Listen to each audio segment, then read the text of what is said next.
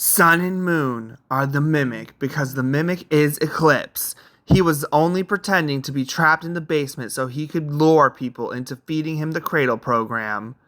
Riles here with another crazy update on FNAF. I'm currently obsessed with Sun and Moon from Security Breach. I believe that when Afton was stealing everything, he discovered all the blueprints, schematics, and research notes into Edwin's crazy inventions, and Afton himself improved upon the inventions with his own genius in Afton Robotics. When he finally got his hands on all the parts from the factory after Edwin dissolved his father's company. How have I reached this conclusion? By making British connections, of course. I know Willie A is British, and he's a genius. I bet he knew Albert Einstein. That's kind of more a joke, but Afton is a genius. Think about how the sun and moon suit work. It switches between costumes with ease, its face spinning all about.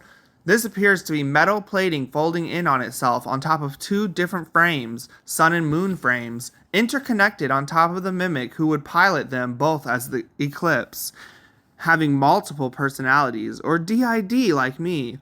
The mimic is so multifaceted. I bet there might even be microscopic nanobot technology in play here.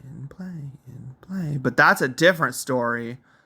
The advanced metal framework systems and folding plates can easily transition the sun and moon costume into whichever personality it is portraying in that moment by flipping the costume inside out or retrieving the Eclipse costume from the little hideaway behind the daycare stage above the ball pit. And I bet a time-traveling ball pit really helps too. The mimic controls the system and the personalities because, as David, he likes putting on a theater play no matter where he's at in the Pizzaplex. It's his heaven, he just wants to have fun with it, although he may be super scary at times, confined to his programming. Moon scares the children sometimes, saying turn off the lights and naughty children get bedtime. But Moon is scared himself.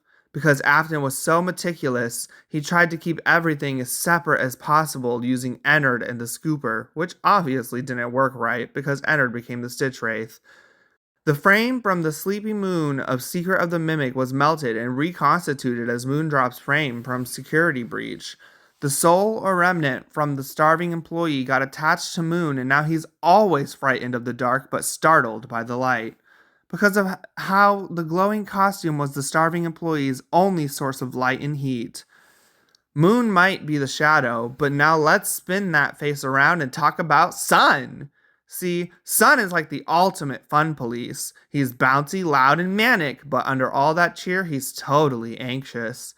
He wants to be awake, he wants to play, he wants to keep order in the daycare, but he hates that he's stuck being the one who has to scold kids for breaking rules. He's a control freak, yes, but only because the framework of the suit demands it. And here's where the mimic as Eclipse really shines. The inside-out costume flips not just the plating, but the personalities. 1 second you've got Moon whispering about bedtime. The next you've got Sun bouncing in, clapping his hands, shouting about keeping the lights on and staying in line. It's like a theater mask that can swap from tragedy to comedy at the snap of a finger.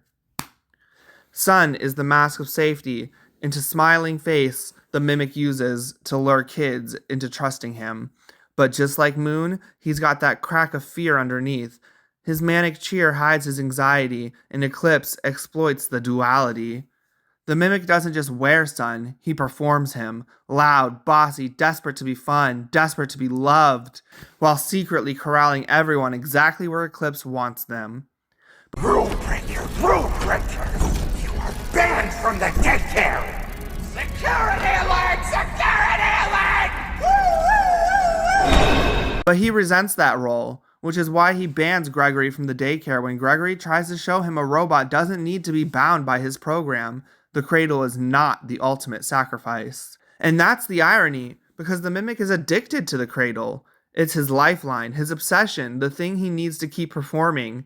The mimic controls the entire Pizzaplex like a stage, using Sun, Moon, Eclipse, and every other animatronic as his cast of theater characters.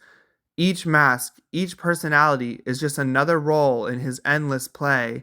He doesn't see himself as the monster, he sees himself as the director, orchestrating the lights, the costumes, the rules, and the children all inside his perfect theater.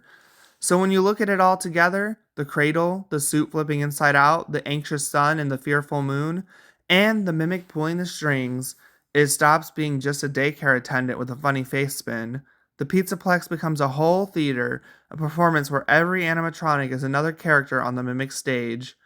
Eclipse isn't just a fusion of sun and moon. He's the mask that proves the mimic was never trapped, never powerless. He's been directing the show the entire time, switching costumes, swapping personalities, and feeding off the cradle like it's his script. And that's the terrifying beauty of it. The mimic doesn't just control the Pizzaplex, he is the Pizzaplex. Every laugh, every rule, every shadow is part of his endless play. And whether you're Gregory, a security guard, or just a kid wandering into the daycare, you're not the audience. You're part of the performance. So next time you step into the Pizzaplex, remember, you're not just playing the game. Eclipse is playing you. Riles signing off, and I hope you enjoyed this video. If you did, then please give it a big thumbs up and subscribe if you want to see more. If you have any other ideas, please share them in the comments below. Love ya, and until next time, Riles signing out.